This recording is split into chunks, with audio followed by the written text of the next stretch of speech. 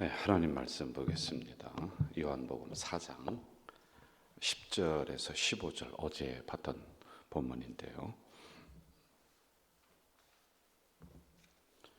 4장 10절에서 15절 같이 읽겠습니다. 예수께서 대답하여 이르시되 내가 만일 하나님의 선물과 또 내게 물 좀 달라 하는 이가 누구인 줄 알았더라면 내가 그에게 구하였을 것이요 그가 생수를 내게 주었으리라. 여자가 이르되 주여 물기를 그릇도 없고 이 물은 깊은데 어디서 당신이 그 생수를 얻겠사옵나이까. 우리 조상 야곱이 이 우물을 우리에게 주셨고 또 여기서 자기와 자기 아들들과 짐승이 다 마셨는데 당신이 야곱보다 더 크니까. 예수께서 대답하여 이르시되 이 물을 마시는 자마다 다시 목마르려니와 내가 주는 물을 마시는 자는 영원히 목마르지 아니하리니 내가 주는 물은 그 속에서 영생하도록 솟아나는 샘물이 되리라. 여자가 이르되 주여 그런 물을 내게 주사 목마르지 않고 또 여기 물 기르러 오지도 않게 하옵소서. 아멘. 우리가 새벽에 몇 시간 동안 몇 번을 통해서 이 본문을 가지고 묵상을 하고 있습니다. 제가 교육전사를 하고 있었을 때 목사님들이 모여서 이제 이렇게 무슨 회의를 하고 하는데 끝나고 나서 제가 교육전사로 섬기던 그 교회에서 있었던 일이에요. 끝나고 나서 목사님들끼리 뭐 의견이 좀 달라서 서로 막 소리 지르고 하는 그렇게 다투는 일이 있었어요. 근데 그때 뭐 때문에 그랬냐면은 어느 목사님이 이제 위에 올라가 가지고 축도를 이렇게 합니다. 축도를 하는데 어떻게 기도를 했느냐면은 기도하고 축도를 하는데 하나님 저 북한에 있는 김일성에게도 구원을 허락해 주세요. 회개하고 구원받을 수 있도록 해주세요. 이렇게 기도를 하고 이렇게 축도를 했단 말이에요. 그것 때문에 싸우는 거예요. 아니 어떻게 김일성이가 구원받을 수 있고 김일성이를 어떻게 하면서 이제 막 이것 때문에 막 그냥 된다 안 된다 하면서 서로 목사님들 지도자들이 모여서 이것 때문에 막 서로 싸우고 하는 그런 일이 있었어요. 자, 여러분 제가 한번 물어볼게요. 김일성이가 회개하고 하나님 믿으면 예수님 믿으면 구원 받을 수 있어요 없어요? 여러분 구원 받을 수 없는 사람이 도대체 누가 있습니까? 복음이 이 말씀이 사람 가려가면서 구원을 허락해 주느냐는 거예요. 근데 우리는 그렇게 하잖아요. 저 사람은 도저히 안 돼. 저 사람은 예수 믿어도 안 되고 구원 받아도 안 돼. 아니 그런 사람을 위해서 있다니까. 한번 여러분 마음을 회집고 한번 들어가 보면요 돛진 개찐이에요. 비슷비슷해요. 우리는 숨겨놓고 있었을 뿐이지. 악한 죄인을 위해서 의원이 필요한 거예요. 병든 사람을 위해서 의원이 필요하단 말이죠. 건강한 사람이 왜 의사가 필요합니까? 우리는 악한 죄인들, 병든 존재들이란 말이에요. 그러니까 구원이 필요하지 않은 사람이 하나도 없다. 그렇지 않겠어요?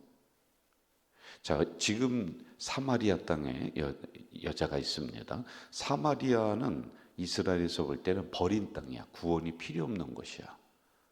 거기는 사람이 지나가질 않아. 이스라엘 사람들은 이 동네를 지나가지 않고 이렇게 애둘러서 다른 곳으로 다 간단 말이에요. 그런데 예수님은 분명한 목적을 가지고 사마리아 땅으로 갔다 수가라고 하는 동네로 들어갔다 거기에 물길로 나오는 여자를 만났다. 예수님이 여자 만나려고 갔어요? 아니면 물 한 잔 얻어 마시려고 갔습니까? 왜 갔어요?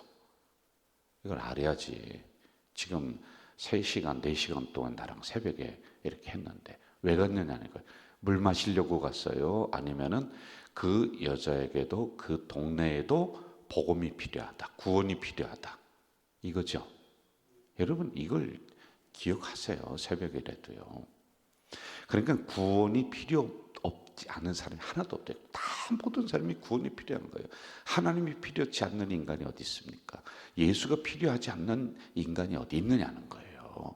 우리가 평가하고 우리가 재단하고 우리가 쳐내고 그렇게 하지 말라는 거예요. 구원은 모든 사람에게 필요한 거예요. 이걸 우리가 새벽에 좀 딱 가지고 있어야 돼요. 자, 우리가 이제 남편에 대한 부분 한번 좀 보고 가봅시다. 16절로 한번 좀 가봅시다. 16절 같이 읽을까요? 시작. 이르되 가서 내 남편을 불러오라. 그랬더니 17절 뭐라 그래요? 나는 남편이 없다. 예수께서 이르시되 네가 남편이 없다는 말이 옳도다. 18절 같이 읽어봅시다. 너에게 남편 5이 있었고 지금 있는 자도 내 남편이 아니니 내 말이 참되도다. 여러분 저를 보세요. 자, 물이라고 하는 일반적인 아주 절대 필요성이 있는 거예요. 그런데 남편은 개인적인 거야. 여러분 남편을 공유하는 게 있습니까? 네 남편 내 남, 저 한 사람 가지고 우리가 서로 내 남편이다 그러진 않죠. 그건 상식에 어긋난 거란 말이에요. 그게 개인적인 거란 말이에요. 제가 이것을 끊임없이 채워야 되는 인간의 욕망이라든지 이런 걸로든지 설명을 했습니다. 저 오늘은 아주 개인적인 거란 말이에요. 그리고 실제적으로 이 여자는 5번의 이혼 경력이 있어요. 무슨 일인지는 모르겠습니다. 그리고 지금 또 살고 있는 사람은 6번째. 근데 남편이 아니야. 그러니까 관계, 어떤 우리가 일반적으로 가족적인 관계가 아니라는 거예요. 그냥 얼굴만 보고 살아가는 이러한 생활이라는 겁니다. 자, 그런데 이 여자에게는 이 과거가 숨기고 싶어요? 아니면 드러내놓고 자랑하고 싶어요? 숨기고 싶죠. 누가 이거를 내놓고 자랑하며 다니겠습니까? 그런데 예수님은 이 개인적으로 숨기고 싶은 이 과거에게 그냥 팍 들어오는 거예요. 그리고 숨기고 싶은 묻어둔 이 과거를 확 드러내버리는 거예요. 그러니 이 여자는요, 아주 세상 말로는 미치고 환장하는 거예요. 왜? 나의 숨기고 싶은 이 과거, 뒤로 했었던 과거 아무도 보면 안 돼. 이거는 이것으로 인해서 자기에게 왔었던 것이 대인기피증 뭐 여러 가지 문제가 일어났습니다. 그래도 이 부분은 숨기고 싶어. 왜? 자기의 잘못인지 뭔지는 몰라도 하여간 성경에서 이렇게 기록했으니까 숨기고 싶단 말입니다. 그런데 예수님은 이 부분으로 들어왔어요. 여러분, 우리가 일반적으로 대화를 할 때 그 사람이 가지고 있는 약간의 부끄러운 모습들, 잘못된 것들 일부러 가서 확 얘기하는 사람이 많아요, 적어요? 없잖아요. 그렇죠? 근데 왜 그랬을까, 예수님은? 왜 그랬을까? 이걸 생각을 하면서 들어가면은 진리를 캐낼 수 있어요. 제가 이제 병원을 신방을 하다 보면은 요즘은 못 하는데 옛날에는 신방하다 보면은 의사분들이 회진하는 시간과 이렇게 맞닥뜨릴 때가 있어요. 그럼 제가 한쪽으로 물러나서 의사가 처방을 다 할 수 있도록 저도 방해되지 않도록 이렇게 지켜봅니다. 그러면 수술하는 자리가 있는데 그걸 이렇게 들춰보더니 여기 있는 반창고를 떼고 그리고는 여기 있는 환처 그 수술 자리를 꾹꾹꾹 누르는 거예요. 그러면 이 환자가 있다가 아프다고 막 소리를 지르는 거예요. 뭐 그러거나 말거나 꾹꾹 누르는 거예요. 여기를 막 누릅니다. 그런데 째진 데를 막 누르는 거예요. 그리고는 제가 보면 좀 살살 좀 했으면 좋겠는데 꺼즈를 갖다가 막 문지르고 그러니까 이 환자는 아파서 막 비명을 지르는 거예요.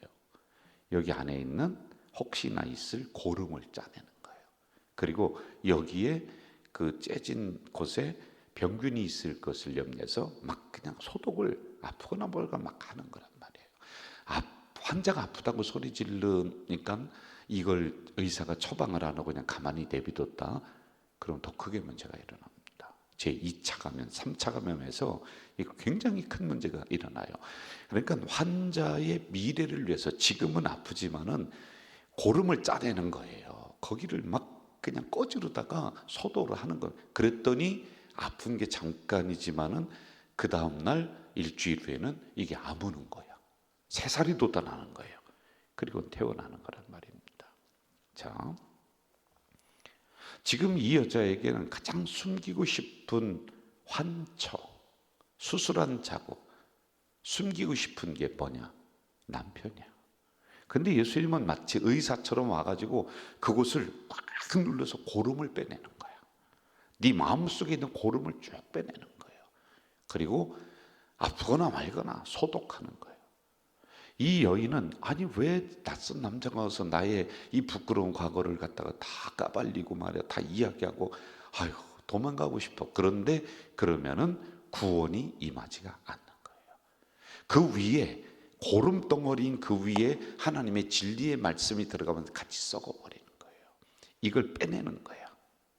그래야지 그 여인에게 구원이 임할 수가 있다라고 하는, 이게 있는 거란 말입니다. 자, 여러분, 이걸 우리에게 적용해 봐요.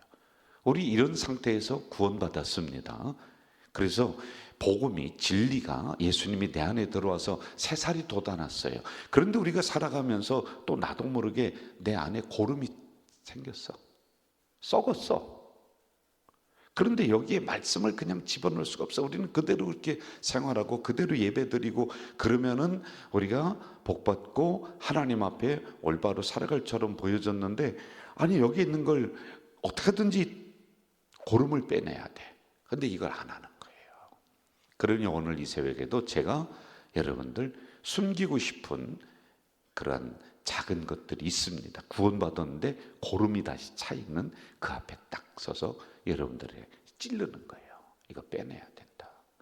그래야지 이 말씀이 다시 들어가서 역사가 일어날 수가 있다. 이렇게 우리에게 적용을 해야 되는 겁니다. 그래서 여기 있는 말씀이 그냥 그 당시 일어났었던 스토리, 이야기를 전해주는 것이 아니라, 아하, 오늘 새벽에 나에게 해주시는 말씀이구나. 여러분, 우리 깨끗하지 못하잖아요. 주님이 우리 수술시켜 주셔서 여기 있는 고름 싹 빼내주시고 건강하게 만들어 주셨습니다. 그런데 우리는 살아가면서 또 나도 모르게 내 안에 고름이 차 있고 막 환처가 썩어 들어가려고 하는 이런 상태 속에 있는 분들도 있을 수가 있는 거예요. 그 앞에 이 종이 말씀을 가지고 서서 다시 치료하는 거예요. 이렇게 우리가 이 말씀을 내 것으로 받아들여야지만 되는 겁니다. 자, 다시 한번 우리 성경 좀 봅시다. 18절 같이 읽어볼까요? 18절 시작. 너에게 남편 5이 있었고 지금 있는 자도 내 남편이 아니니 내 말이 참되도다. 자, 그랬더니 19절로 봐요. 여자가 이르되 주여 내가 보니 선지자로소이다. 자, 처음에는 그냥 이상한 낯선 남자였습니다. 그런데 조금 있더니 선생님으로, 그리고 지금 이 상황, 개인적인 아픔을 갖다 탁 만지니까 어떻게 해요? 선지자로 다 발전하는 거예요. 나중에는 어떻게 되냐? 내가 메시아를 만났다. 이렇게 돼버리는 겁니다. 자, 말씀을 우리 한 곳도 보고 또 가봅시다. 28절 29절 같이 읽을까요? 시작. 여자가 물동이를 버려두고 동네로 들어가서 사람들에게 이르되 내가 행한 모든 일을 내게 말한 사람을 와서 보라. 이는 그리스도가 아니냐. 그리스도, 우리에게 구원을 주실 분, 메시아. 이렇게 발전하는 거예요. 여러분, 이상하죠? 그 가지고 있는 숨기고 싶은 그 아픈 과거를 갖다가 예수님이 그냥 사정없이 들어가서 파헤쳤습니다. 그러면은 이 여자는 더 미쳐 날뛰어야 됩니다. 그런데 이상하게 깨끗이 낫네. 우리가 숨기고 싶은 이러한 아픔들이 있어요. 치유받아야 될 게 있습니다. 그런데 이 새벽에 아니면 예배 드리면서 이 말씀이 들어와서 나를 사정없이 막 파헤쳐버리네. 그러면 나는 미쳐야 되는데, 아니 예배 드리고 나서 기도하고 나서 이 환처가 깨끗이 낫네. 이 역사가 일어나는 거예요. 이게 바로 예수님이 들어간 자리, 말씀이 들어간 자리에는 이러한 놀라운 기적의 역사가 일어난다라고 하는 겁니다. 구원은 부수적인 문제를 다 해결해 줘. 그런데 구원받은 우리는 일어났었던 많은 문제들이 있어요. 그때 하나님의 말씀이 다시 내 안에 들어오면 이 문제가 해결된다는 거예요. 저는 이 새벽이 그러한 새벽 되기를 주의 이름으로 축원합니다. 자, 이제 하나 더 보고 마무리하도록 합시다. 20절로 가보세요. 20절 같이 읽어볼까요? 시작. 우리 조상들은 이 산에서 예배하였는데 당신들의 말은 예배할 곳이 예루살렘에 있다 하더이다. 저를 보세요. 자, 목말라서 물 가지고 이야기했습니다. 그리고 남편 가지고 이야기했습니다. 근데 뭐 뜬금없이 예배가 나오네. 이거는 문맥상으로 안 맞아. 맞지가 않아. 그러면 성경에 문맥상으로 맞지 않는 뜬금없는 얘기, 생뚱맞은 얘기를 여기 왜 기록했을까? 실수일까? 이게 무슨 의미가 있을까? 이거 왜 예배가 갑자기 튀어나와요? 그러니까 대화의 주제가 이렇게 써서 쭉 흐르고 있었는데 갑자기 예배로다가 이게 바뀌어 버린단 말입니다. 이걸 기록한 요한이라고 하는 제자가 의도적으로 이걸 놓은 거예요. 이 사건을 보면서 왜 그랬을까? 이걸 우리가 좀 봐야지 돼요. 이 예배는 잘 들으세요. 우리가 구원받았어요. 그리고 이 여자가 지금 구원받았어요. 그렇죠? 맞죠? 구원받은 사람들이 가장 중요하게 가장 먼저 해야 될 게 뭐냐? 이걸 지적하는 거예요. 뭡니까? 봉사입니까? 헌신입니까? 전도입니까? No. 예배다. 예배다. 구원받은 우리는 가장 먼저 예배, 소중함 알고 바르게 예배 드려야지 된다. 다시 말씀이 들어와서 우리에 있는 이 고름들을 다 짜내서 새살을 돋게 하셨던 용서가 있었다면 가장 먼저 할 것은 예배다. 예배로 다시 돌아가야 된다. 이걸 강조하고 있는 거란 말이에요. 성경은 구원받은 심령들 또는 우리가 살아가면서 여러 가지 죄를 지어서 방황했던 자들이 말씀이 들어가서 우리가 새살이 돋은 여러분들을 향해서 뭐라고 하냐면은 예배는 우리의 이해를 떠나야 된다. 내가 이해돼서 예배드리고 우리의 사정을 떠나야 된다. 내가 상황이 돼서 예배드리고 이걸 떠나야 된다. 그런 사람들은 이렇게 구원받고 회개해서 용서받은 사람들은 이해와 우리의 사정을 떠나서 우선적으로 구원받은 백성들을 향하여 하나님이 요구하시는 것은 예배다. 예배인 거예요. 그래서 이 예배를 여기다 기록을 해놓은 거란 말입니다. 여러분은 어때요? 예배 도사잖아요. 예배 1000번도 넘게 드렸잖아요. 예배 박사잖아요. 아니에요. 다시 예배로 돌아가야 돼요.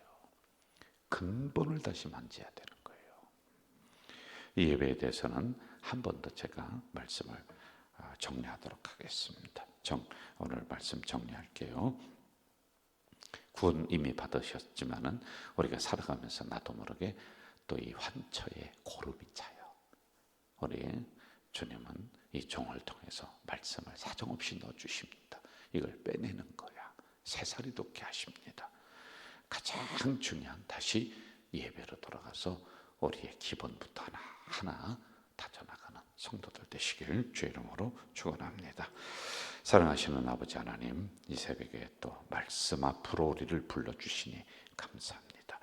이 말씀에 우리의 새살을 돋게 하시고 우리가 다시 구원받은 건강한 성도로서 올바른 하나님의 백성으로 이 하루를 걸어나갈 수 있도록 살아낼 수 있도록 인도해 주시옵소서. 예수님의 이름으로 기도하옵나이다. 아멘.